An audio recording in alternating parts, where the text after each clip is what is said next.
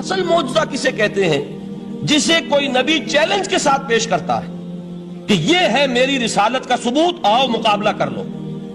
حضرت موسیٰ علیہ السلام کے جو اصل معجزے تھے وہ دو تھے۔ ایک عصا، جس کا کہ مقابلہ کیا، آپ کو معلوم ہے کہ فرعون نے تمام جو جادوگر تھے پورے مملکت کے انہیں جمع کیا اور مقابلہ کیا۔ تو جس چیز کو کہ پیش کیا جائے چیلنج کے ساتھ کہ آؤ تو مقابلہ کر لو، وہ اصل معجزہ ہوتا ہے اس نبی اور رسول کا۔ تو حضور صلی اللہ علیہ وسلم کا اصل معجزہ، یعنی معجزات، آپ یہ مغالطے میں مبتلا نہ ہو، میں بقیہ معجزات کی نفی نہیں کر رہا، یہ واقعات اپنی جگہ حق ہیں کہ حضور کو پتھر سلام کرتے تھے۔ حضور صلی اللہ علیہ وسلم جس کھجور کے تنے کے ساتھ ٹیک لگا کر خطبہ دیا کرتے تھے، جبکہ ابھی مسجد نبی میں ممبر نہیں بنا تھا، جب تعداد زیادہ ہو گئی مسلمانوں کی اور ضرورت محسوس ہوئی کہ ذرا بلند مقام پر کھڑے ہو کر آپ خطبہ ارشاد فرمائیں، تو پھر وہ ممبر بنا کر رکھا گیا۔ پہلے مرتبہ جب آپ ممبر پر چڑھ رہے تھے خطبہ دینے کے لیے، تو اس کھجور کے سوکھے تنے میں سے ایسی آواز آئی جیسے کوئی بچہ بلک بلک کر رو رہا ہو کہ وہ سعادت جو مجھے حاصل رہی تھی آج تک میں محروم ہو گیا۔ تو یہ انبیاء کا مقام ہے۔ مولانا روم نے اسی لیے کہا ہے کہ فلسفی کو منکر حنانہ است، از ہوا سے انبیاء بیگانہ است۔ فلسفی اور عقلیت پرست انسان وہ تو حنانہ کا انکار کر دے گا، کیسے ممکن ہے سوکھا تنا اور اس کے اندر سے بچے کی طرح بلکنے کی آواز آئے، لیکن یہ اس لیے کہ وہ انبیاء کے خصوصی احوال جو ہے ان کو جانتا نہیں۔ اس قسم کے خرق عادت واقعات حضور کی زندگی میں بھی بے شمار ہوئے، لیکن حضور کا وہ معجزہ جس میں تحدی کے ساتھ چیلنج کے انداز میں کہا گیا کہ آؤ مقابلہ کر لو، وہ صرف اور صرف قرآن ہے۔ چنانچہ آپ سورہ بنی اسرائیل میں دیکھیں گے، قُلْ لَئِنِ اجْتَمَعَتِ الْإِنسُ وَالْجِنُّ عَلَىٰ أَن يَأْتُوا بِمِثْلِ هَٰذَا الْقُرْآنِ لَا يَأْتُونَ بِمِثْلِهِ وَلَوْ كَانَ بَعْضُهُمْ لِبَعْضٍ ظَهِيرًا۔ اے نبی چیلنج کر دیجئے، اگر تمام انسان اور تمام جن مل کر یہ چاہیں کہ اس قرآن جیسی کوئی تصنیف کر دیں، تو چاہے وہ ایک دوسرے کا کتنی بھی اس میں مدد کریں اور تعاون کریں، وہ ہرگز قرآن جیسی کتاب تصنیف نہیں کر سکتے۔ اس سے آگے بڑھ کر یہ بات کہی گئی، اچھا پورا قرآن نہیں لا سکتے، اس قرآن کی طرح کی 10 صورتیں ہی تصنیف کر لو۔ جب اس کا بھی جواب نہیں دیا گیا تو جسے کہتے ہیں برسبیل تنزل، اور پنجابی میں کہتا ہے کہ برے کو گھر تک پہنچانا، وہ برے کو گھر تک پہنچانے کے لیے فرمایا ایک صورت ہی بنا لاؤ۔ یہ سورہ ہود میں اور سورہ یونس میں یہ مضمون آیا، اور پھر سورہ بقرہ میں ہجرت کے بعد جو پہلی سورت نازل ہوئی اس میں پھر اس کو دہرا دیا گیا، وَإِن كُنتُمْ فِي رَيْبٍ مِّمَّا نَزَّلْنَا عَلَىٰ عَبْدِنَا فَأْتُوا بِسُورَةٍ مِّن مِّثْلِهِ وَادْعُوا شُهَدَاءَكُم مِّن دُونِ اللَّهِ إِن كُنتُمْ صَادِقِينَ۔ کہ اگر تمہیں کوئی شک ہے اس کتاب کے بارے میں جو ہم نے نازل فرمائی ہے، شک کیا ہوگا؟ شک اسی بات میں ہوگا کہ شاید یہ محمد کا اپنا کلام ہے صلی اللہ علیہ وسلم، یا کوئی اور انسان ہے جو انہیں سکھا پڑھا رہا ہے۔ اگر تمہیں اس نوعیت کا کوئی شک ہے تو اس جیسی ایک صورت بنا لاؤ، فَأْتُوا بِسُورَةٍ مِّن مِّثْلِهِ۔ اور نوٹ کیجئے گا سورۃ العصر بھی سورت ہے، سورۃ الکوثر بھی سورت ہے، 3 آیات بھی اگر ایسی تم تصنیف کر کے لے آؤ تب تو تمہیں کچھ شک کرنے کا حق حاصل ہوگا، اور اگر نہیں کر سکتے تو جان لو فَإِن لَمْ تَفْعَلُوا وَلَن تَفْعَلُوا۔ پھر اگر تم ایسا نہ کر سکو اور ہرگز نہیں کر سکو گے، ذرا چیلنج کا انداز دیکھیے کہ ہرگز نہیں کر سکو گے، فَاتَّقُوا النَّارَ الَّتِي وَقُودُهَا النَّاسُ وَالْحِجَارَةُ، ڈرو اس آگ سے جس کا ایندھن بنیں گے انسان اور پتھر۔ اب اس بات کو سمجھیے کہ تاریخی حقیقت ہے یہ، جس کا کوئی کافر انکار نہیں کر سکتا، کہ وہ کوئی شخص اس چیلنج کو قبول کرنے کی جرات نہیں کر سکا۔ اگر جھوٹ موٹ کو بھی کوئی کھڑا ہو جاتا اور کہتا کہ ٹھیک ہے میں نے یہ ایک صورت بنائی ہے اور میرا دعویٰ یہ ہے کہ یہ قرآن جیسی ہے، تو ایک کنٹروورسی تو پیدا ہو جاتی نا۔ کچھ لوگ چاہے کہتے کہ نہیں یہ قرآن کے سطح کی نہیں ہے، لیکن یہ کہ اس کا دعویٰ تو ہو جاتا۔ لیکن تاریخ یہ بتا رہی ہے کہ سرے سے کسی شخص نے اس کی جرات نہیں کی، اس درجے وہ قرآن سے مرعوب ہوئے۔ تو حضور کا سب سے بڑا معجزہ جو آج تک زندہ ہے، اس کو ذہن میں رکھیے، میں نے جو حضرت موسیٰ حضرت عیسیٰ کے معجزات گنوائے ہیں وہ در حقیقت ان کی اپنی ذات کے ساتھ تھے۔ ید بیضا موسیٰ کے ساتھ تھا، عصا معجزہ اس وقت تھا جب موسیٰ کے ہاتھ میں تھا، اس کے بعد کئی سو برس تک وہ صندوق سکینہ جو ہے، تابوت سکینہ، اس میں وہ عصا رکھا رہا، لیکن اب وہ معجزہ نہیں تھا، وہ سوکھی لکڑی تھی، اس کے سوا کچھ نہیں۔ تو تمام انبیاء اور رسول کے معجزے ختم ہو گئے، وہ ان کی ذات کے ساتھ تھے۔ محمد الرسول اللہ کی رسالت دائمی ہے تا قیام قیامت، لہذا معجزہ بھی آپ کا دائمی ہے، وہ معجزہ آج بھی موجود ہے۔ البتہ میں ادھر ضرور توجہ دلاؤں گا کہ قرآن مجید کے اعجاز کے 3 پہلو ہیں۔ پہلا پہلو، اور زیادہ تر اسی کی طرف توجہ زیادہ ہوئی ہے، وہ ہے قرآن کی فصاحت، بلاغت، ادبیت، اس کی چاشنی۔ ظاہر بات ہے کہ اس کا شعور اور ادراک صرف عربوں کو ہو سکتا ہے، بلکہ میرے خیال میں ناراض نہ ہو اہل عرب تو آج کے عربوں کو بھی نہیں ہو سکتا۔ یہ اسی دور کے عرب، ان کی اپنی جو اس وقت کی زبان تھی، اس زبان میں فصحاء، بلغاء، شعراء، خطباء، ان کو اتنا ذوق تھا کہ وہ باقی پوری دنیا کو کہتے تھے یہ گونگے ہیں، بولنا ہمیں آتا ہے، خطیب ہم ہیں، شاعر ہم ہیں، خطبہ ہم دے سکتے ہیں، شعر ہم کہہ سکتے ہیں، باقی سب تو عجمی ہیں، گونگے ہیں، ان کے اندر نہ فصاحت ہے، نہ بلاغت ہے، نہ ان کے کلام میں چاشنی ہے، نہ اس کے اندر کوئی شکوہ ہے۔ یہ دعویٰ جنہیں تھا، جب ان کے منہ بند ہو گئے قرآن کو سننے کے بعد کہ اس کلام کا کوئی مقابلہ ممکن نہیں ہے، جو ان کے سبع معلقہ کے شعراء میں سے آخری شاعر وہ ایمان لے آئے، اس کے بعد جب ان سے کہا گیا کہ اب آپ شعر نہیں کہتے، حضرت عمر نے ایک مرتبہ ان سے سوال کیا کیا بات ہے، اب آپ نے شعر کہنے چھوڑ دیے؟ تو ان کا جواب یہ تھا اب بعد القرآن، کیا آپ قرآن کے بعد بھی اس کا امکان ہے کہ کوئی شخص اپنی فصاحت اور بلاغت کا کوئی اظہار کرنا چاہے؟ یہ تو فصاحت اور بلاغت کی ایک معراج ہے کہ جس تک کہ اب کسی انسان کی رسائی ممکن نہیں۔ تو فصاحت اور بلاغت جو ہے قرآن کے اور اس کی ادبیت، در حقیقت اس کا ادراک تو ہو سکتا ہے صرف اہل زبان کو۔ ہم لوگ جو ترجموں سے پڑھتے ہیں، چاہے کتنی ہی گرامر پڑھ لیں، کتنی صرف و نحو پڑھ لیں، واقعہ یہ ہے کہ وہ جو ایک ہوتا ہے نفس پر جب انگلی آتی ہے تو جو ایک آپ کو فیل ہوتی ہے، وہ فیل ہم جو عجمی لوگ ہیں جن کی مادری زبان عربی نہیں ہے، وہ قرآن مجید کی فصاحت اور بلاغت کو اس طور سے نہیں سمجھ سکتے جیسے کہ اہل زبان سمجھ سکتے ہیں، اور خاص طور پر جیسے کہ اس زمانے کے اہل زبان نے سمجھا۔ آج چونکہ عربی زبان ویسے تو جو اس کی فصیح لینگویج ہے وہ جو کی تو اپنی اصل پر قائم ہے، اور وہ اسی قرآن کے طفیل اور قرآن کے صدقے قائم ہے، ورنہ دنیا میں کوئی دوسری زبان نہیں ہے کہ جو 1500 برس تک اتنی پیور رہ جائے، اس میں تبدیلی آتی ہے۔ خود اردو جو ہے 300 برس کی اردو، دکن کی اردو، ذرا اس کو کبھی پڑھیے تو آپ حیران ہوں گے کہ یہ اردو زبان ہے اور آج کی اردو کوئی اور ہے۔ یہ صرف 200-250 برس کے اندر یہ انقلاب اردو میں ہو چکا ہے۔ عربی زبان 1500 برس سے وہ قائم ہے اپنی اسی جگہ پر، اور وہ صرف قرآن کا اعجاز اور قرآن کا صدقہ ہے، لیکن باقی جو اصل میں بولی جانے والی زبانیں ہیں وہ بہت بدل چکی ہیں۔ لہذا تمام اہل عرب کے لیے بھی اب قرآن کے اس پہلو کو صحیح طور پر سمجھنا ممکن نہیں۔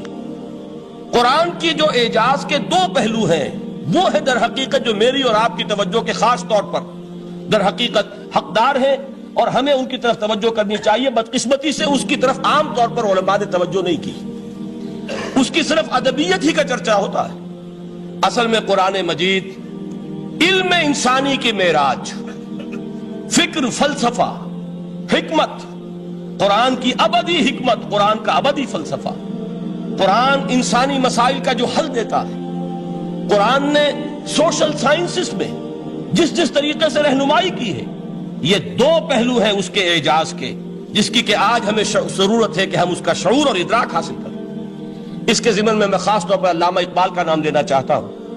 میرے نزدیک اس دور میں قرآن مجید کے اس اعجاز اور اس کے ایک معجزہ ہونے کے لیے سب سے بڑی دلیل علامہ اقبال کی شخصیت ہے۔ وجہ کیا ہے کہ علامہ اقبال علماء کے طبقے میں سے نہیں تھے۔ ظاہر بات ہے کہ جن کا پورا جو ہے جن کی زندگی گزرتی ہو قال اللہ و قال الرسول میں، ان کے دلوں میں عظمت قرآن کی، ان کے دلوں میں حضور کی محبت، یہ تو سمجھیے کہ ہونی ہی چاہیے، ان کے شب و روز اسی میں گزرتے ہیں۔ لیکن یہ کہ ایک ایسا شخص جس کی تعلیم ہے کالجوں کی، یونیورسٹیوں کی، جس میں مشرق اور مغرب کے فلسفے کھنگال ڈالے، وہ شخص، اور وہ بھی اس دور میں جبکہ ہم پر مغرب سے مروبیت بہت شدید تھی۔ آج تو وہ مروبیت بہت کم ہو چکی ہے۔ آج تو ہمارا عام نوجوان جو ہے وہ آنکھوں میں آنکھیں ڈال کر بات کرتا ہے، اس میں خود اعتمادی ہے۔ ہمارا بھی اپنا ایک معاشی نظام ہے، ہمارا اپنا ایک سیاسی نظام ہے، ہمارا ایک اپنا سماجی نظام ہے، ہماری اپنی سوشل ویلیوز ہیں۔ آج کا نوجوان الحمدللہ احیاء اسلام کی وہ جد و جہد جو ہے وہ مرحلہ در مرحلہ بہرحال آگے بڑھ رہی ہے، وقت لگے گا، لیکن یہ کہ اس میں یقیناً ترقی ہوئی ہے، اسی کا مظہر یہ ہے کہ خود اعتمادی ہے. We have confidence. ہم جانتے ہیں کہ اسلام ایک دین ہے، مکمل دین ہے، اس کے پاس زندگی کے تمام مسائل کا حل ہے. لیکن یہ ہے آج 1985 کی بات.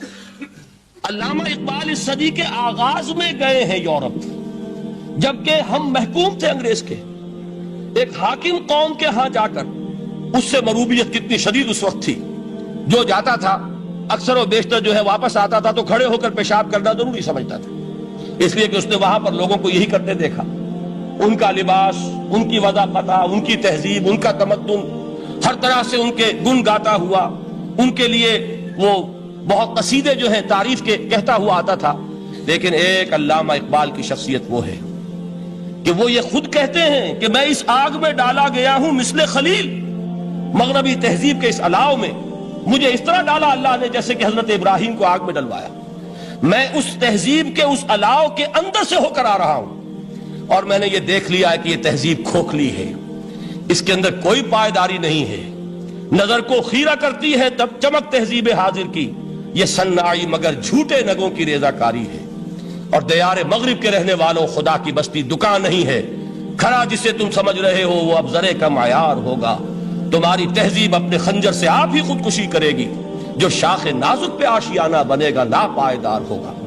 اب آپ اندازہ کیجئے وہ شخص جو بنیادی طور پر فلسفی ہے، فلسفے کا طالب علم ہے، وہ جرمنی اور انگلستان میں جا کر فلسفے کھنگالنے کے بعد اسے اگر تسکین حاصل ہوئی، اس کے جو علم کی پیاس تھی اگر اسے سیری حاصل ہوئی تو صرف قرآن کے ذریعے سے.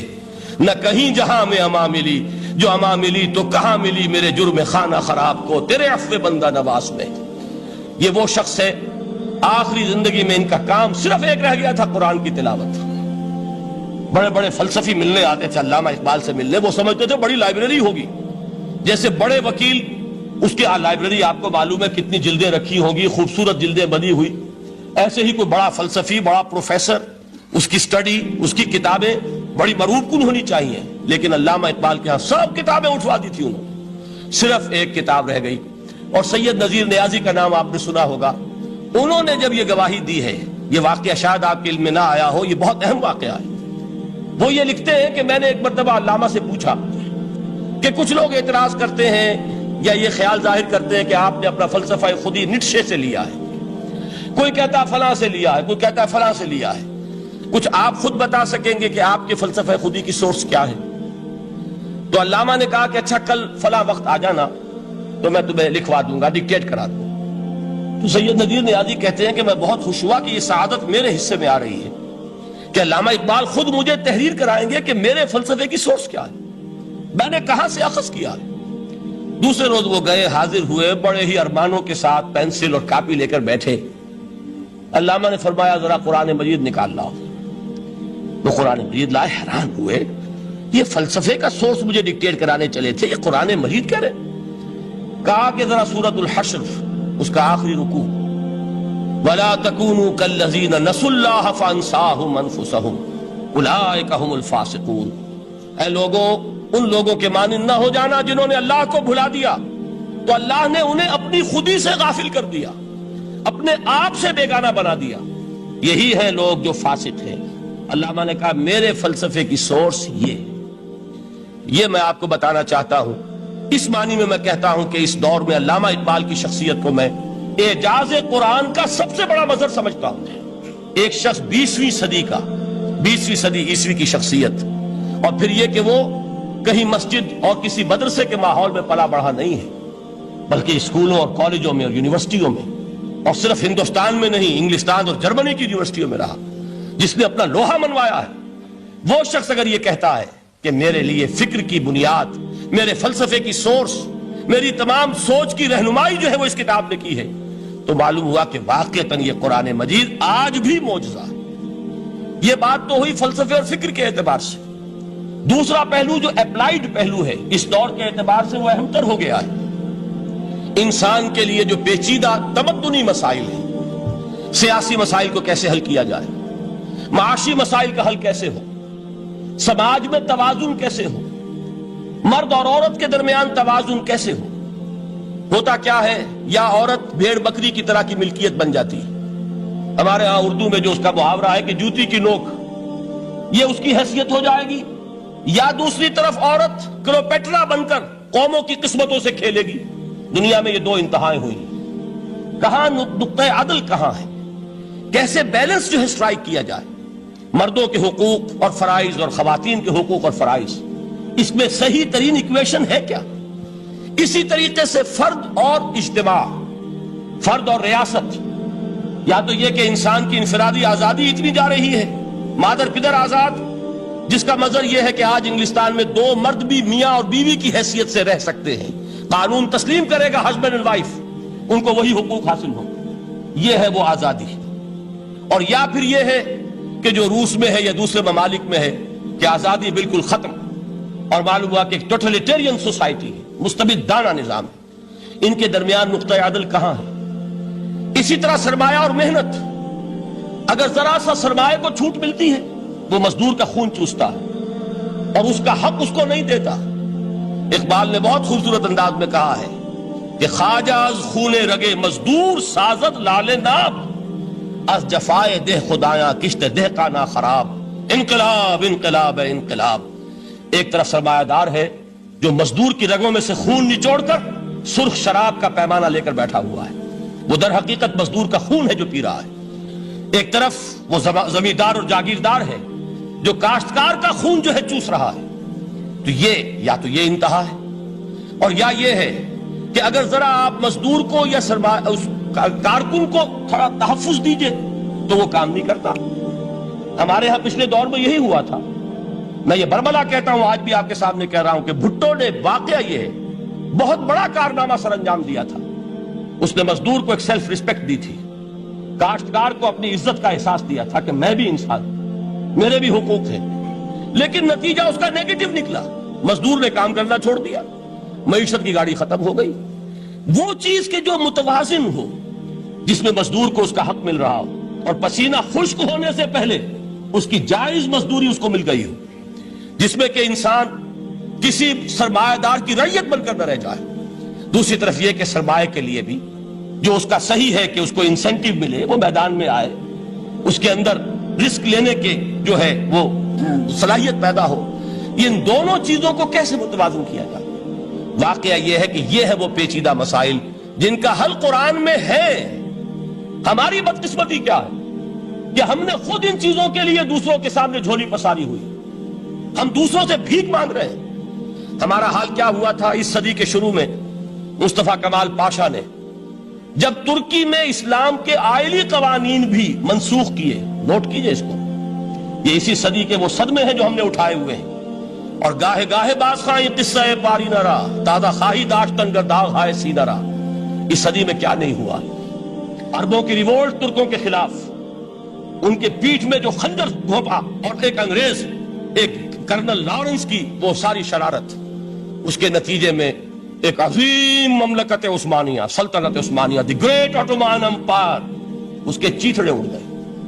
اور اس کے بعد وعدے کیے تھے عربوں سے کہ ہم تمہیں حکومت دیں گے. ہوا کیا کہ ان کے چھوٹے چھوٹے ٹکڑے کیے اور تقسیم کر لیے. مغربی سامراج کا دور شروع ہو گیا. اس کا ایک رد عمل مصطفیٰ کمال پر اس درجے شدید ہوا، اس نے ہر چیز جس کا تعلق عربوں سے تھا اس کو ختم کر دیا، ملک بدر کر دیا. عربی میں اذان نہیں ہوگی، عربی میں نماز نہیں پڑھی جائے گی. اور اسی کے ضمن میں یہاں تک گیا کہ فیملی لاز بھی، رومن لاز جو ہے وہ نافذ کیے. تو یورپ کے اخبارات نے اس وقت یہ طنز کیا تھا مسلمانوں پر، یہ مسلمان عجیب قوم ہے، کہتے یہ ہے کہ ہمارے پاس دنیا کا بہترین ضابطہ ہے، بہترین قانون ہے، ہمارے قانون سے بہتر کسی کا قانون نہیں. اور حال یہ ہے کہ فیملی لاز کے لیے بھی یہ ہم سے بھیک مانگ رہے ہیں، ہم سے وہ قوانین لے کر اپنے ہاں نافذ کر رہے ہیں. آج بدقسمتی سے اکثر و بیشتر مسلمان ممالک کا حال یہی ہے. آج ہم ان سے بھیک مانگ رہے ہیں. کہیں جمہوریت کی بھیک ہے، کہیں سوشلزم کی بھیک ہے، کہیں کسی اور سماجی نظام کی بھیک ہے، کہیں مرد اور عورت کی کامل مساوات کا ایک نظریہ ہے، شانہ بشانہ چلنے والا فلسفہ ہے، جو خالص مغرب کی تہذیب کی ایک بھیک ہے جو مانگی جا رہی ہے. کاش کہ آج قرآن کے اس اصل اعجاز کی طرف، جو اس کا اصل معجزہ اس دور کے لیے، میں نے عرض کیا کہ اعجاز قرآنی کا وہ معجزہ کہ وہ فصاحت اور بلاغت کی معراج ہے. وہ یا تو اپریشیٹ کر سکتے ہیں اہل عرب، اور اہل عرب میں سے بھی حقیقت میں وہ جو قدیم جاہلی شاعری کے جاننے والے ہیں جو بہت کم رہ گئے اب، وہ جان سکتے ہیں کہ جب قرآن نازل ہوا تو کیوں زبانیں گنگ ہو گئی تھی، کیوں کوئی ایک شخص جھوٹ موٹ کو بھی مدعی بن کر نہیں آ سکا کہ یہ میں نے قرآن کی جیسی ایک کتاب یا قرآن جیسی ایک سورت یا قرآن کی طرح کے چند جملے میں نے موضوع کر دیے ہیں. لیکن دوسرا پہلو ہے فکر اور فلسفہ، اس کے اعتبار سے جس کا سب سے بڑا ثبوت اس دور میں علامہ اقبال. اور تیسرا پہلو ہے Islamic social sciences, political science, economics, sociology.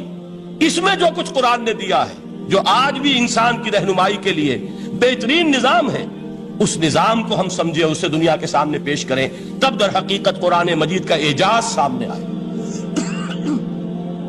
یہ دو پہلو تو میں نے عرض کیے ہیں کہ جو کسی غیر مسلم کو بھی نظر آئیں گے. قرآن کا پریزروڈ ہونا، اس کی انٹیگریٹی، اوتھینٹسٹی، یہ چیزیں وہ ہے کہ جو سب نے مانی.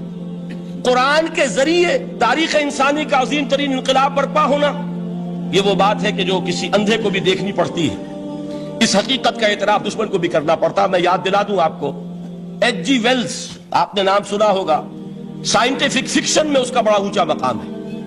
لیکن اس نے تاریخ نسل انسانی پر بھی دو کتابیں لکھی، a short history of the world اور a concise history of the world. Concise history of the world میں وہ شخص حضور کے ذکر پر جب آتا ہے تو میں صرف ذکر کر رہا ہوں، نقل کفر نہ باشد، اس نے حضور کی شخصیت پر بڑے رقیق حملے کیے ہیں، بڑے گھٹیا حملے کیے ہیں.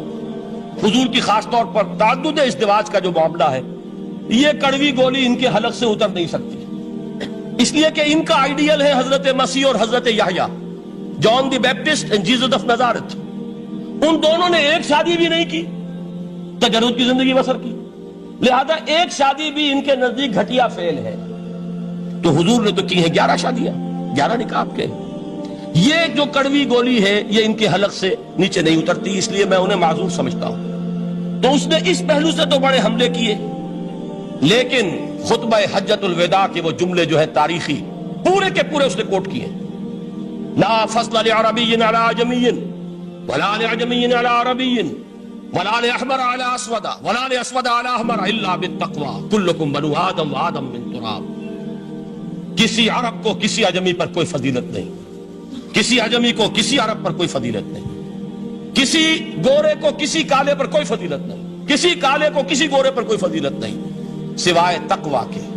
تم سب کے سب آدم کی اولاد ہو اور آدم مٹی سے بنائے گئے تھے. یہ الفاظ لکھ کر کہتا ہے کہ جہاں تک human fraternity, equality and freedom, 3 الفاظ نوٹ کیجئے، انسانی حریت، انسانی مساوات، انسانی اخوت، کہتا ہے جہاں تک ان 3 چیزوں کے واز ہیں، سرمنز کا تعلق ہے، وہ تو دنیا میں پہلے بھی بہت کہے گئے.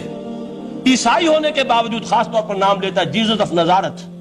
سرمنز تو حضرت مسیح کے ہاں بھی بہت مل جائیں گے کہ تمام انسان برابر ہیں، سب کو بھائی بھائی ہونا چاہیے، سب انسان آزاد ہیں، تمیز بندہ و آقا فساد آدمیت ہے. لیکن وہ کہتا ہے کہ یہ ماننا پڑتا ہے تاریخ انسانی میں پہلی مرتبہ ان اصولوں پر ایک انسانی معاشرہ قائم کیا محمد نے صلی اللہ علیہ وسلم. یعنی حضور کے ساتھ یہ معاملہ ایمپٹی سلوگنز کا نہیں ہے، یہ صرف واز نہیں ہے، یہ صرف سرمنز نہیں ہیں، یہ ایمپٹی سلوگنز نہیں ہے. He translated these things into actuality. ایک حقیقت، ایک واقعہ کی شکل دی ہے محمد نے صلی اللہ علیہ وسلم. وہ معاشرہ پیدا کیا جس میں انسانی اخوت، انسانی مساوات اور انسانی حریت، یہ تینوں اقدار بتمام و کمال موجود تھی. یہی وجہ ہے اس صدی میں نوٹ کیجئے، گاندھی جی، موہن داس کرم چند گاندھی، جس کو آج پوری دنیا میں تسلیم کیا جاتا ہے، عالم عرب میں بھی مہاتما گاندھی کی بڑی عزت ہے.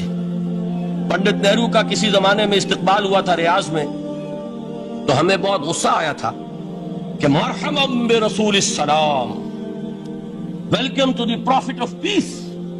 یہ الفاظ تھے کہ جن سے پنڈت نہرو کا استقبال ہوا تھا. غصہ ہمیں بہت آیا، یہ رسول کا لفظ استعمال کر دیا انہوں نے.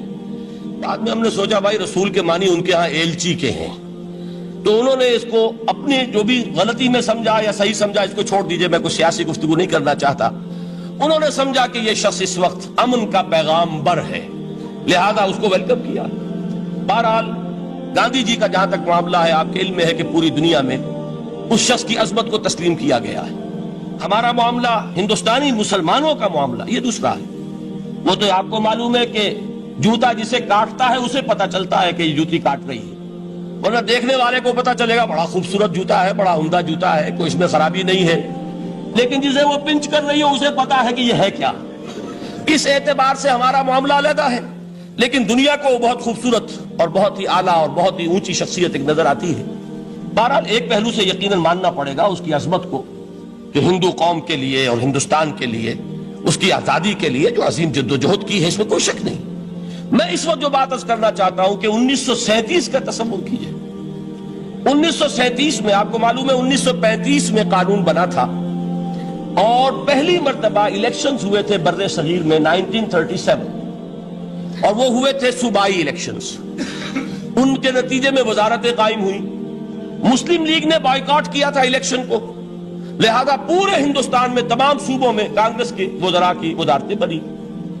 ہریجن اخبار میں ایک مقالہ لکھا تھا گاندھی جی نے اس وقت، جس میں کہ ان کانگریسی وزراء کے سامنے نصیحت کے انداز میں یہ بات رکھی تھی کہ آج جب کہ آپ لوگوں کو اختیار مل رہا ہے اور حکومت، یہ پہلی انسٹالمنٹ تھی جو انگریزوں نے دی تھی ہمیں، سیلف رول یا ہوم رول کی پہلی انسٹالمنٹ تھی، تو جو بھی تمہیں اختیارات مل رہے ہیں اس میں میں تمہارے سامنے حضرت ابو بکر اور حضرت عمر کی مثال رکھتا ہوں۔ یہ ہے وہ بات کہ جادو وہ جو سر چڑھ کر بولے۔ عربی میں کہتے ہیں الفضل ما شہدت بہ الاعداء، اصل فضیلت وہ ہے جس کا کہ دشمن اعتراف کرے۔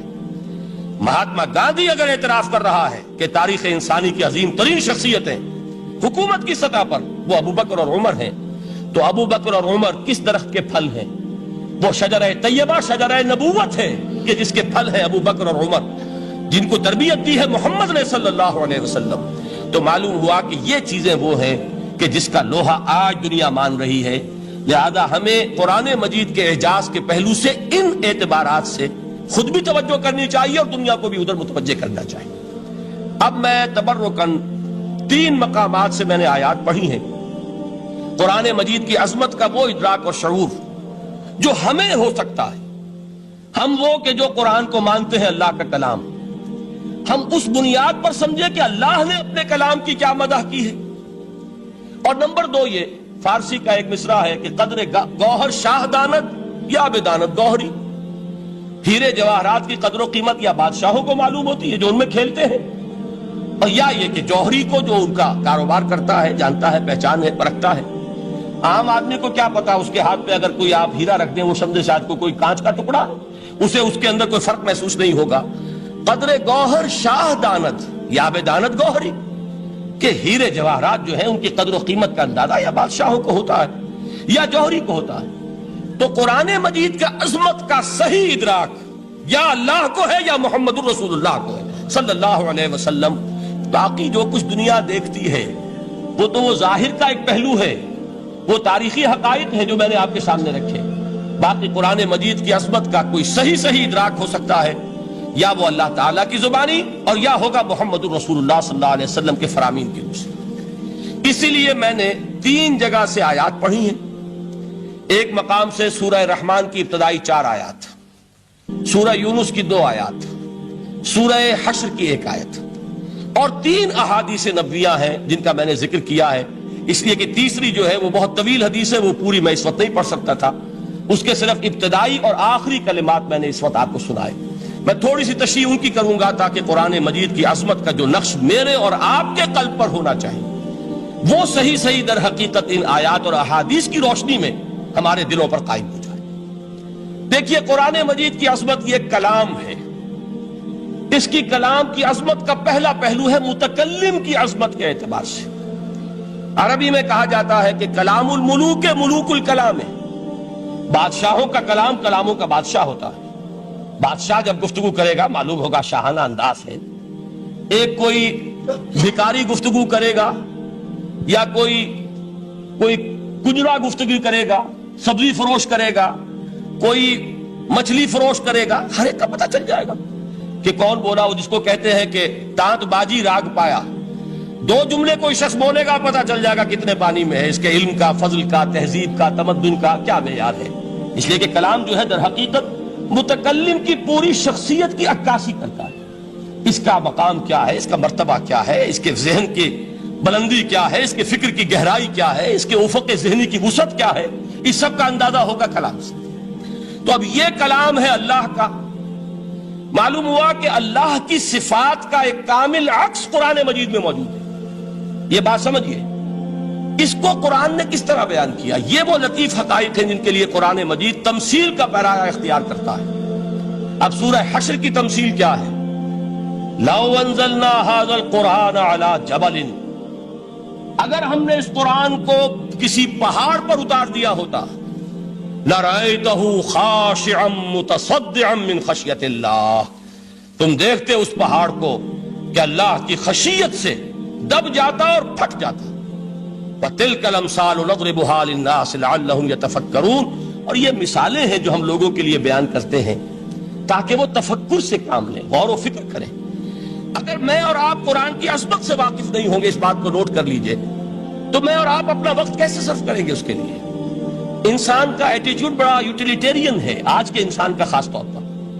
وہ کسی ایسے ہی کام کے لیے وقت لگائے گا جس میں اس کے لیے فائدہ ہو، اور اس فائدے کی چیز اگر نہیں ہے تو اس کی طرف متوجہ نہیں ہوگا. اگر قرآن مجید کی عظمت کا ہمیں ادراک ہو جائے تو ہم اپنا پورا وقت اس کے لیے وقف کر دیں گے، اس کو سمجھیں گے، اس کی گہرائیوں میں غوطہ زنی کریں گے. جیسے اقبال نے کہا کہ قرآن میں ہو غوطہ زن اے مرد مسلمان.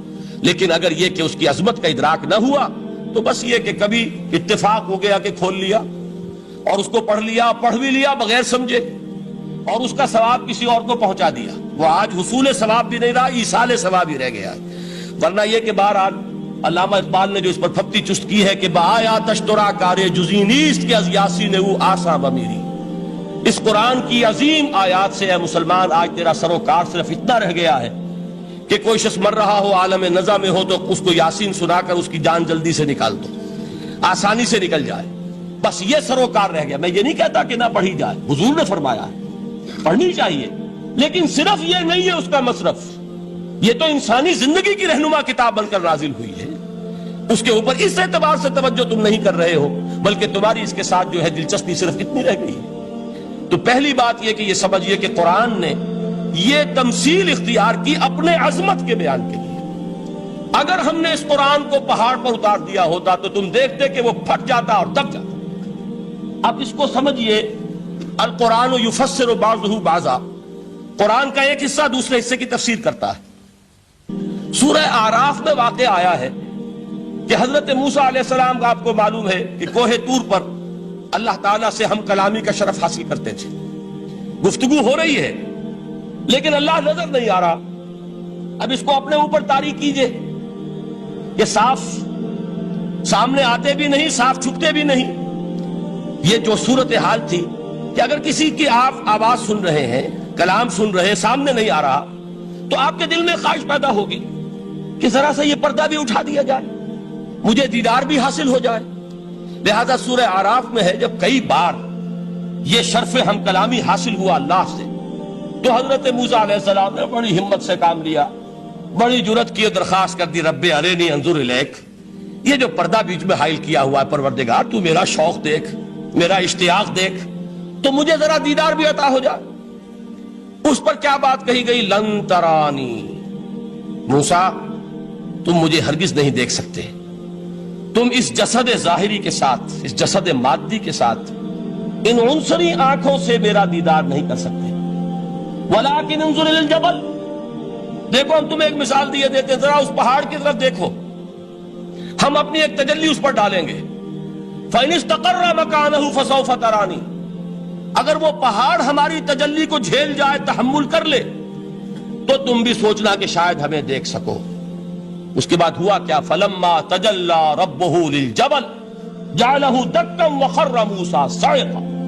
جب اللہ تعالیٰ نے پہاڑ پر اپنی ایک تجلی ڈالی تو وہ پہاڑ جو ہے پھٹ گیا. اور موسیٰ، اب دیکھیے براہ راست تجلی موسیٰ پر نہیں ہے، یہ انڈائریکٹ مشاہدہ ہے تجلی ربانی کا کہ جو پہاڑ پر ہوئی ہے، اور پہاڑ کی جو کیفیت ہوئی ہے اس کے مشاہدے سے حضرت موسیٰ بے ہوش ہو کر گر گئے. وَصَعِقَ مُوسَىٰ خَرَّ مُوسَىٰ صَعِقًا. یہ ہے وہ مثال جو یہاں دی ہے قرآن کے لیے. لَوْ أَنزَلْنَا هَذَا الْقُرْآنَ عَلَىٰ جَبَلٍ لرأيته خاشعا متصدعا من خشیت اللہ. نتیجہ کیا نکلا؟ انفر کیجئے، استدلال، استنتاج. نتیجہ یہ نکلا کہ جو تاثیر تجلی ذات ربانی کی ہے وہی تاثیر کلام ربانی کی ہے. صرف یہ ہے کہ ہمیں اس کا شعور نہیں، ہمیں اس کا ادراک نہیں. یہ بالکل ذات کی تجلی کی جو تاثیر تھی وہی قرآن خود بیان کر رہا ہے کہ اس کلام ربانی کی. اس کو بھی علامہ اقبال نے خوب کہا ہے، فاش گویم آنچ در دل مزمرست، صاف کہہ دیتا ہوں جو کچھ میرے دل میں ہے. این کتابیں نیست چیزیں دیگرست. اسے کتاب نہ سمجھ بیٹھنا قرآن کو، یہ کتاب نہیں ہے، کچھ اور ہے. کچھ اور کیا ہے؟ مثل حق پنہاؤ ہم پیداستو، زندہ پائندہ گویاستو. یہ تو جیسے اللہ تعالیٰ کی ذات ہے، مثل حق، ذات حق سبحانہ و تعالیٰ کی طرح یہ زندہ ہے، پائندہ ہے. مثل حق، پائندہ گویاستو، یہ جو ہے زندہ ہے، یہ متکلم ہے، کلام نہیں ہے. کل صفات ربانیہ جو ہیں ظاہر اور باطن، مثل حق پنہا، ظاہر و پنہا، اور حی و قیوم جیسے اللہ کی ذات ہے، وہی صفات اس کلام کی ہیں. اور اس کے بعد وہ شعر آیا تھا جو میں پہلے سنا چکا ہوں، چوں بجاں در رفت جاں دیگر شود. جب یہ قرآن کسی انسان کے اندر سرایت کر جاتا ہے، اس کے دل پر نازل ہوتا ہے. دیکھیے یہ الفاظ آپ کو کہیں اور نہیں ملیں گے. میرے نزدیک جہاں علامہ اقبال اس دور میں قرآن کی عظمت کا سب سے بڑا ثبوت ہے، وہاں عظمت قرآنی کے سب سے زیادہ واقف اور اس کا سب سے زیادہ شعور رکھنے والے بھی علامہ اقبال. یہ الفاظ آپ کو کہیں نہیں مل سکیں گے کہ مثل حق پنہاؤ ہم پیداستو، زندہ پائندہ گویاستو، چوں بجاں در رفت جہاں دیگر شود، جہاں چو دیگر شد جہاں دیگر شود. جب یہ انسانوں کے اندر سرایت کر جاتا ہے، ان کے اندر ایک انقلاب آ جاتا ہے، اور یہ اندر کا انقلاب ہے جو ایک عالمی انقلاب کا پیش خیمہ بنتا ہے. آپ آرڈیننس کے ذریعے سے نمازیں پڑھوائیں گے تو پھر نماز وہی پڑھی جائے گی جو آفس ٹائم میں آئے گی، باقی اور کیوں پڑھیں گے؟ وہ تو آرڈیننس کے ذریعے سے پڑھائی جا رہی ہے نا. اس کا حشر تو وہ ہوگا جو ہمارے ہاں دیکھا جا چکا ہے. اور اس وقت بھی، اس زمانے میں میں نے یہ سنا ایک جگہ کہ کلاس 4 امپلائیز جو ہیں، وہ شروع میں جب آرڈیننس نافذ ہوا تھا ہمارے ہاں تو دفتروں میں بڑا اہتمام ہوا، آفیسرز نے خاص طور پر بڑے اہتمام سے ظہر کی نماز پڑھنی شروع کی. لیکن مجھے بتایا گیا کہ کلاس 4 امپلائیز جو ہیں ہمارے، یہ ڈرائیورز ہیں، پینز ہیں، یہ کھڑے ہنستے رہتے ہیں، شریک نہیں ہوتے. میں نے ان سے کہا وہ اس لیے کہ انہیں معلوم ہے کہ آپ بھی تو یہی پڑھ رہے ہیں صرف نماز، باقی آپ کے ڈرائیور سے اور آپ کے خانسامہ سے یہ بات چھپی ہوئی نہیں ہے کہ عصر آپ نے بھی نہیں پڑھنی، یہ صرف زور ہے جو آپ پڑھ رہے ہیں. تو یہ اصل میں اندر کا انقلاب جب تک نہ آئے، باہر کا ٹھوسا ہوا انقلاب، وہ تو جب پریشر ہٹ جائے گا تبدیلی ختم ہو جائے گا.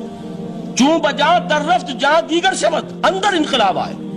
جب اندر تبدیلی ہو جائے گی، اب انسان کا پورا وجود بدلے گا، پھر اس کے اندر سے تبدیلی جو ہے وہ ابھرے گی، اسے کسی خارجی دباؤ کی ضرورت نہیں ہوگی. جہاں چو دیگر شد جہاں دیگر شود. اور جب انسانی شخصیتوں کے اندر یہ انقلاب اندر سے آتا ہے تو پھر وہ عالمی انقلاب بنتا ہے. جیسے کہ محمد رسول اللہ کا انقلاب. واقعہ یہ ہے کہ اگر جوش کانسپیریسی، عبداللہ ابن سبا کی سازش اگر کامیاب نہ ہو گئی ہوتی اور مسلمانوں کے اندر آپس کا اختلاف اور سرپھٹول نہ ہو جاتا، جو حضرت عثمان کی شہادت، پھر حضرت علی کی شہادت رضی اللہ تعالی عنہما، اور حضرت علی کی دوران خلافت یہ آپس کے جو جنگیں ہوئی، جنگ جمل، جنگ صفین، جنگ نہروان، اگر یہ نہ ہوئی ہوتی تو جس سپیڈ کے ساتھ اور رفتار کے ساتھ انقلاب محمدی کی توسیع ہو رہی تھی علی صاحب الصلاۃ والسلام، کوئی طاقت دنیا میں نہیں تھی. اقبال نے اس کا بھی نقشہ کھینچا ہے کہ تھمتا نہ تھا کسی سے سیل رواں ہمارا. وہ سیل رواں تھا، کوئی روکنے والا نہیں تھا. انٹرنل سیبوٹاج وہ ہے کہ جس نے اس انقلاب کا راستہ روکا. تو واقعہ یہ ہے کہ وہ اندرونی انقلاب حضور نے برپا کیا قرآن کے ذریعے صحابہ میں. اندر سے جو انقلاب تھا اس نے عرب میں ایک انقلاب کی شکل اختیار کی. اور یہ انقلاب جو ہے اتنی اپنے اندر قوت رکھتا تھا، اتنی پوٹینشیلٹی تھی اس کی کہ وہ 20 برس کے اندر کہاں آکسس دریائے جیہوں، کہاں اٹلانٹک. تصور تو کیجیے، تاریخ میں اس سے پہلے اتنی بڑی کوئی مملکت قائم ہوئی نہیں. کہاں یمن اور کہاں ایشیائے کوچک، ایشیا مائنر ٹرکی، یہاں سے وہاں اور وہاں سے یہاں، اتنی عظیم مملکت حضرت عثمان رضی اللہ تعالیٰ عنہ کے عہد خلافت میں ہو چکی تھی. یہ بات اگر یہ چلتا معاملہ آگے تو کوئی قوت اب نہیں رہی تھی. سلطنت روما ختم ہو چکی تھی, سلطنت کسرا ختم ہو چکی تھی, بخشتے اڑ گئے تھے. اب کون سی طاقت رہ گئی تھی جو اسلام کا راستہ روکتی؟ یہ وہ یہودی سازش ہے جس نے اندر سے سبوٹاج کیا. بہرحال یہ ہے انقلاب محمدی کا طریقہ, اندر سے تبدیلی. اسی کو علامہ اقبال نے کہا ہے, تیرے ضمیر پہ جب تک نہ ہو نزول کتاب, گرہ کشا ہے نہ راضی نہ صاحب کشاف. یہ قرآن اب بھی تم ایسے محسوس کرو کہ جیسے تمہارے دل پر نازل ہو رہا ہے. اور مجھے یاد آیا امام ابن قیم رحمت اللہ علیہ, ان کا ایک بڑا پیارا جملہ ہے. وہ کہتے ہیں قرآن کے بعض پڑھنے والے ایسے ہیں کہ جب وہ قرآن کو پڑھتے ہیں تو یوں محسوس کرتے ہیں کہ قرآن مصحف میں لکھا ہوا نہیں ہے, ان کے اپنے دل کے اوپر کندہ ہے, دل کے اوپر سے پڑھ رہے ہیں. یعنی اتنی کامل مطابقت وہ محسوس کرتے ہیں, اپنی فطرت, ہیومن نیچر اور قرآن کے اندر اتنی مطابقت ہے. اس طرح وہ ٹیلی کرتے ہیں ایک دوسرے کے ساتھ کہ محسوس ہوتا ہے کہ وہ کتاب ان صفحات میں لکھی ہوئی نہیں ہے بلکہ لوح قلب پر لکھی ہوئی ہے کہ جہاں سے وہ انسان اسے پڑھ رہا. تو پہلی بات تو قرآن مجید کی اس آیت کے حوالے سے اس پہلو سے ہمارے سامنے آئی کہ جو تاثیر ہے ذات ربانی کی تجلی کی, وہی تاثیر ہے اس قرآن مجید کی, بشرطے کہ ہمارے دل جو ہیں وہ کچھ اپنے اندر اس استعداد اور صلاحیت کو پیدا کر لیں. دوسرا مقام ہے سورہ یونس کا. اب کسی کلام کی عظمت کا دوسرا پہلو ہو سکتا ہے اس کی افادیت کے اعتبار سے, اس سے فائدہ کیا ہوگا نوع انسانی کے لیے. دیکھیے دو آیات, یہ عظیم خزانے ہیں عظمت قرآن کے. سورہ یونس میں یا ایھا الناس, اے لوگو, قد جاءتکم موعظۃ من ربکم وشفاء لما فی الصدور وہدی ورحمۃ للمؤمنین. 4 الفاظ نوٹ کر لیجئے. اے لوگو, آ گئی ہے تمہارے پاس وہ چیز تمہارے رب کی طرف سے جو موعظہ ہے. موعظہ کسے کہتے ہیں؟ نصیحت. اس بات کو ذرا سمجھ لیجئے ترتیب کیا ہے. نصیحت اسے کہتے ہیں, جی رہا نہیں جا رہا, میں نے اس کی ترتیب بدلی ہوئی ہے. مجھے یاد دلایا ایک صاحب نے کہ سورہ رحمان کی ابتدائی آیات کا بیان تو رہ گیا, وہ رہا نہیں, میں نے پڑھا کسی اور ترتیب سے تھا, بیان کسی اور ترتیب سے کر رہا ہوں. پڑھنے میں 4, 2 اور 1, اور اب جو میں بیان کر رہا ہوں پہلے 1 آیت سورہ حشر کی جو بیان کی, اب 2 آیات ہیں سورہ یونس کی. لوگوں, تمہارے پاس آ گئی ہے تمہارے رب کی طرف سے موعظت, اور تمہارے سینوں کے اندر جو روگ ہیں ان کے لیے علاج. توجہ کیجئے گا, ہم نے قرآن کو کیا سمجھا ہے؟ صرف ایک مقدس کتاب, ایک حصول ثواب یا ایصال ثواب کا آلہ. قرآن ہے کیا؟ نمبر 1 موعظہ. موعظہ کسے کہتے ہیں؟ وعظ اسے کہتے ہیں وہ بات جس سے دل نرم ہو جائے, دل کے اندر گداز پیدا کرنے والی شے. وجہ کیا ہے؟ اعلیٰ سے اعلیٰ حکیمانہ بات کسی سے کہی جائے, دل سخت ہے, اثر نہیں ہوگا. ایک کرسٹ آ جاتا ہے انسان کے دل کے اوپر, جیسے کہ یہود کے علماء کے بارے میں فرمایا گیا, ثم قست قلوبکم فہی کالحجارۃ او اشد قسوہ وان من الحجارۃ لما يتفجر منه الانہار وان منها لما يهبط من خشیۃ اللہ وان منها لما يشقق فيخرج منه الماء. اے لوگوں, پھر تمہارے دل سخت ہوتے چلے گئے, پھر وہ پتھروں کے مانند سخت ہو گئے, بلکہ ان سے بھی زیادہ سخت, اس لیے کہ پتھروں میں تو وہ بھی ہوتے ہیں کہ جو اللہ کے خوف سے گر جاتے ہیں, پتھروں میں وہ بھی ہوتے ہیں کہ جو اللہ کی خشیت سے پھٹ جاتے ہیں, ان میں سے پانی بہ نکلتا ہے. پتھر تو اس طرح کے ہیں, لیکن انسان کا دل جب سخت ہو جائے, جب پتھر بن جائے, تو کوئی شے دنیا کی اس کی سختی کا مقابلہ نہیں کر سکتی. پہلے اس سختی کو نرم کریں گے, جیسے زمین ہے چٹیل زمین, اس زمین کے اندر ہل چلے گا تو بارش جو ہے فائدہ دے گی. اس کو آپ زمین کو نرم کرتے ہیں تاکہ وہ بارش کو جذب کرے, ورنہ چٹیل زمین ہے سخت, وہ پانی بہ جائے گا اور وہ زمین کے اندر جذب نہیں ہوگا. تو پہلا لفظ استعمال کیا موعظہ. یہ قرآن واعظ ہے, نصیحت ہے, دلوں کو نرم کرتا ہے, دلوں پر جو کرسٹ آ گیا ہے سخت اسے توڑتا ہے, اس میں ہل چلاتا ہے. پھر کیا کرتا ہے؟ پھر جب یہ جذب ہوتا ہے, شفاء لما فی الصدور, جو سینے کے روگ ہیں ان کے لیے شفا ہے. اب آپ غور کیجئے گا, علامہ اقبال نے انہی 2 اعتبارات سے مسلمانوں کا مرثیہ کہا ہے کہ مسلمانوں نے اس قرآن کو نہ موعظہ کے لیے استعمال کیا اور نہ تزکیہ نفس کے لیے استعمال کیا, بلکہ اس کو تو صرف بنا لیا ہے وہ جان آسانی سے نکالنے کا نسخہ یا ایصال ثواب کا آلہ.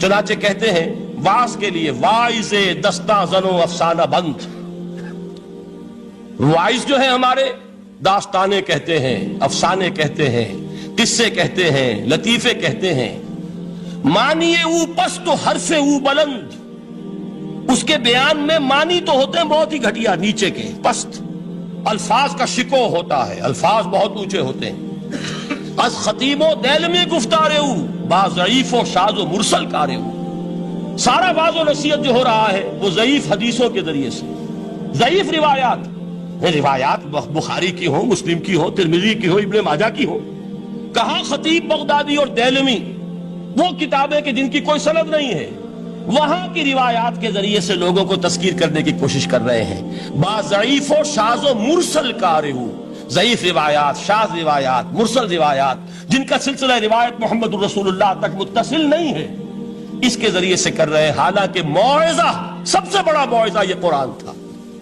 قرآن کہتا ہے خود فذکر بالقرآن من یخاف وعید، اے محمد صلی اللہ علیہ وسلم آپ اس قرآن کے ذریعے نصیحت کیجئے، یہ قرآن ہے جو دلوں کی سختی کو ختم کرے گا، گداز پیدا کرے گا۔ دوسری طرف علامہ اقبال کیا کہتے ہیں کہ جہاں تک ہمارے ہاں جو بھی تصوف کے معروف حلقے ہیں، صوفیاء حق کی بات نہیں کہہ رہا، وہاں قوالی ہو رہی ہوگی تو حال آ جائے گا، صوفی پشمینہ پوش حال مست، از شراب نغمہ قوال مست، قوال سے جو کچھ مل رہا ہے، حال آ رہا ہے، مستی آ رہی ہے، کیف اور سرور حاصل ہو گیا ہے، صوفی پشمینہ پوش حال مست، از شراب نغمہ قوال مست، لیکن یہ کہ اس کی محفل میں در نمی سازت بقرآن محفلش، اس کی محفل میں قرآن کا کہیں گزر نہیں ہے، جبکہ محمد الرسول اللہ صلی اللہ علیہ وسلم کی بھی ایک محفل ہوتی تھی، محفل سماع۔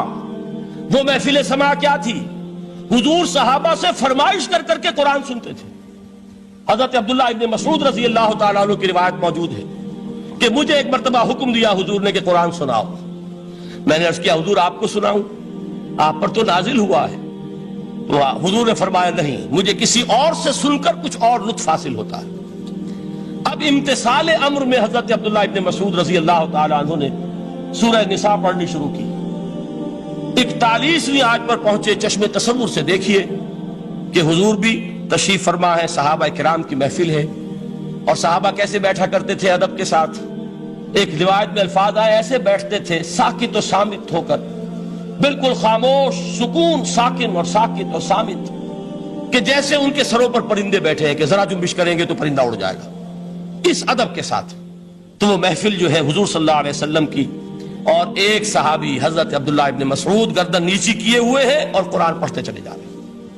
جب اس آیت پر پہنچے فَكَيْفَ إِذَا جِئْنَا مِن كُلِّ أُمَّةٍ بِشَهِيدٍ وَجِئْنَا بِكَ عَلَىٰ هَٰؤُلَاءِ شَهِيدًا، کیا ہوگا اس دن جس دن کہ ہم ہر امت پر ایک گواہ کھڑا کریں گے، اور اے نبی آپ کو گواہ بنا کر لائیں گے ان کے خلاف، آپ کو یہ ٹیسٹیفائی کرنا ہوگا کہ اللہ تیرا جو کلام میرے پاس آیا تھا میں نے پہنچا دیا تھا، اب ان کی ذمہ داری ہے، they are accountable, they are responsible۔ اس پر حضور نے فوراً فرمایا حسبک حسبک، بس کرو بس کرو، اور حضرت عبداللہ ابن مسعود فرماتے کہ میں نے جب نگاہ اٹھا کر دیکھا حضور کے آنکھوں سے آنسو روا تھے۔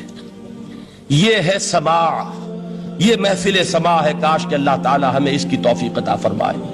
یہ ہے مسنون محفل سماع، اس قرآن کے اندر وہ گداز ہے، آیا کہ نہیں 7ویں پارے کی بالکل آغاز میں وَإِذَا سَمِعُوا مَا أُنزِلَ إِلَى الرَّسُولِ تَرَىٰ أَعْيُنَهُمْ تَفِيضُ مِنَ الدَّمْعِ مِمَّا عَرَفُوا مِنَ الْحَقِّ يَقُولُونَ رَبَّنَا آمَنَّا فَاكْتُبْنَا مَعَ الشَّاهِدِينَ۔ تو یہ ہے دوسری چیز کہ در حقیقت تزکیہ نفس کا ذریعہ یہ قرآن ہے۔ سینوں میں جو روگ ہیں، حب دنیا، حب مال، حب شہرت، حب اقتدار، جس کو کہ ایڈلر کہتا ہے دی ارج ٹو ڈومینیٹ، میرا غلبہ ہو، میرا تسلط ہو، میں نمایاں ہو جاؤں، میری حکومت بن جائے، اختیار میرے ہاتھ میں آ جائے، دی ارج ٹو ڈومینیٹ، یہ ساری ارجز ہیں ہماری در حقیقت جس سے فساد رونما ہے۔ یہ حب مال ہے جس کی وجہ سے ہمارے اندر تنافس ہے، الہاکم التکاثر حتی زرتم المقابر، یہ کثرت اور بہتات کی طلب تمہیں غافل کیے رکھتی ہے یہاں تک کہ قبروں تک جا پہنچتے ہو۔ آنکھ انسان کی کھل نہیں پاتی، جس کے پاس 10 نسلوں کے لیے کھانے کو موجود ہے، اس کی بھی حرص جو ہے اور مزید کا لالچ جو ہے وہ ختم نہیں ہوتا. یہ چیزیں ہیں اصل روگ. ان دلوں کے روگوں کا اور سینوں کے اندر کے ان امراض کا علاج قرآن. یا ایھا الناس قد جاءتکم موعظۃ من ربکم وشفاء لما فی الصدور. اب جب یہ دو چیزیں ہو جائیں گی, اب تیسرا لفظ ہے ہدن. ہدایت بیکار ہے جب تک دل میں گداز نہ ہو. ہدایت بیکار ہے جب تک کہ نیت درست نہ ہو.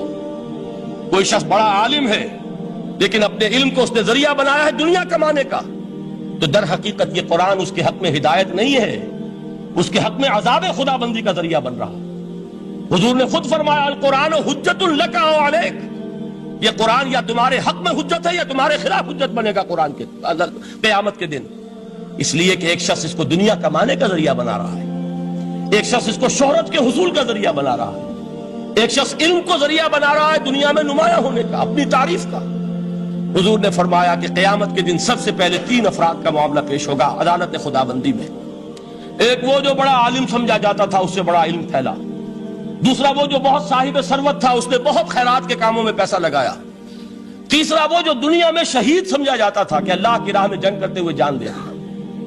اللہ ان تینوں سے جو اس کو نعمتیں دی تھی ان کا ذکر کر کے پوچھے گا کہ میں نے تمہیں یہ دیا, تمہیں یہ دیا, تمہیں یہ دیا, تم کیا کر کے لائے؟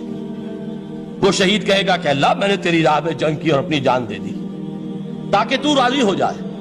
اللہ فرمائے گا کذبتا, تو نے جھوٹ بولا. انک قد قاتلت لان یقال جریء, تو نے تو یہ جنگ اس لیے کی تھی کہ کہا جائے کہ بڑا جری ہے, بڑا بہادر ہے. یہ لوگوں سے بہادری کے تمغے لینا تمہارا مقصود تھا. وقد قیل, وہ کہا جا چکا ہے, اب یہاں تمہارے لیے کچھ نہیں. اور فرشتوں کو حکم ہوگا اور وہ اوندے منہ اس کو گھسیٹتے ہوئے جہنم میں جھونک دیں. دنیا میں شہید سمجھا جا رہا ہے, آخرت میں جہنمی. یہی حال اس عالم کا ہوگا, یہی حال اس دولت مند کا ہوگا. تم نے یہ علم پھیلایا تھا کہ تمہارے علم کا چرچا ہو جائے, تمہاری شہرت ہو جائے, لوگ تمہاری دستبوسی کرنے لگیں, لوگ تم سے جھک کر ملیں. وہ دنیا میں ہو گیا, تمہارا مطلوب مل چکا, تمہارا مقصود حاصل ہو چکا, اب یہاں کچھ نہیں. تو جان لیجئے کہ جب تک دلوں کے روگ درست نہ ہوں, علم بیکار ہے, ہدایت قطعاً غیر مفید ہے. پہلے دلوں کا کرشٹ اترے, اس کی سختی دور ہو, یہ ہے موعظہ. دلوں کے اندر سے حب جاہ, حب دنیا, حب مال نکلے, یہ ہے تزکیہ. شفاء لما فی الصدور, اب ہدایت خدا بندی. اب راستہ آپ دیکھیں گے اور اس راستے پر چلیں گے. یہ ہدایت جو ہے دنیا میں, یہی آخرت میں رحمت کی شکل میں ظاہر ہوگی. جنہوں نے اس قرآن کی ہدایت سے فائدہ اس دنیا میں اٹھایا, آخرت میں رحمت خدا بندی کی بدلیاں ان پر سائے کریں. ایک حدیث میں تو باقاعدہ الفاظ آئے ہیں کہ سورہ بقرہ اور سورہ آل عمران یہ 2 بدلیوں کی صورت میں ظاہر ہوں گی میدان حشر میں, اور ان لوگوں پر سایہ کریں گی کہ جن کو ان سے بڑی محبت تھی. یہ 4 الفاظ نوٹ کر لیجئے اسی ترتیب کے ساتھ. یا ایھا الناس قد جاءتکم موعظۃ من ربکم وشفاء لما فی الصدور وہدی ورحمۃ للمؤمنین. قل بفضل اللہ وبرحمتہ, اے نبی کہہ دیجئے یہ اللہ کا بڑا فضل ہے, لوگوں سمجھو. اس کی بڑی رحمت کا ظہور ہوا ہے اس قرآن کی شکل میں. اس کی رحمت کا مظہر عدم قرآن ہے, اس کے فضل کا سب سے بڑا ثبوت قرآن ہے. فبذالک فلیفرحوا, اس پر انہیں خوشیاں منانی چاہیے. اترانا ہے تو اس پر اترائیں کہ اتنی بڑی دولت ہمارے پاس ہے, اتنا بڑا احسان ہے جو اللہ نے ہم پر کیا ہے. فبذالک فلیفرحوا هو خیر مما یجمعون, جو چیزیں یہ جمع کرنے کی فکر کر رہے ہیں ان سے کہیں